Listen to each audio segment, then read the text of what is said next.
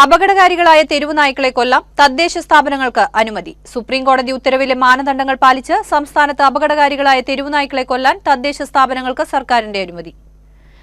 വിദഗ്ധ പരിശോധനയ്ക്ക് ശേഷം പേവിഷം ബാധിച്ചതും ആക്രമണകാരികളുമായ നായ്ക്കളെ അനുകമ്പാപൂർവ്വം കൊല്ലാമെന്നാണ് നിർദ്ദേശം. കഴിഞ്ഞ മെയ് 19-നാണ് അപകടകാരികളായ തെരുവു നായ്ക്കളെ കൊല്ലാൻ സുപ്രീംകോടതി ഉത്തരവിട്ടത്. എന്നാൽ വിധി നടപ്പിലാക്കാൻ തദ്ദേശ സ്ഥാപനങ്ങൾക്ക് സർക്കാർ അനുമതിയുണ്ടായിരുന്നില്ല. സംസ്ഥാനത്ത് തെരുവുനായ ശല്യവും ആക്രമണവും രൂക്ഷമായ സാഹചര്യത്തിൽ പൊതുജന സുരക്ഷ ഉറപ്പാക്കുന്നതിന്റെ ഭാഗമായാണ് കർശന നടപടികൾക്ക് തദ്ദേശ സ്വയംഭരണ സ്ഥാപനങ്ങൾക്ക് സർക്കാർ നേരിട്ട് അനുമതി നൽകിയത്. 1960-ലെ മൃഗങ്ങളോടുള്ള ക്രൂരത തടയൽ നിയമം, 2023-ലെ അനിമൽ ബർത്ത് കൺട്രോൾ ചട്ടങ്ങളും പാലിച്ചിരിക്കണം. പേ ബാധിച്ച നായ്ക്കൾ, ചികിത്സിച്ച് ഭേദമാക്കാൻ കഴിയാത്ത രോഗമുള്ള നായ്ക്കൾ, അപകടകാരികളായ നായ്ക്കൾ എന്നിവയെയാണ് കൊല്ലാൻ അനുമതിയുള്ളത്. തദ്ദേശ സ്വയംഭരണ സ്ഥാപനങ്ങൾ, ആരോഗ്യവകുപ്പ്, വെറ്ററിനറി വകുപ്പ് എന്നിവയുടെ ഏകോപനത്തിലാണ് നടപടികൾ നടപ്പാക്കുക. നായ്ക്കളുടെ എണ്ണം നിയന്ത്രിക്കുന്നതിനുള്ള വന്ധീകരണ പദ്ധതികൾ കൂടുതൽ കാര്യക്ഷമമായി നടപ്പാക്കുകയും വേണം.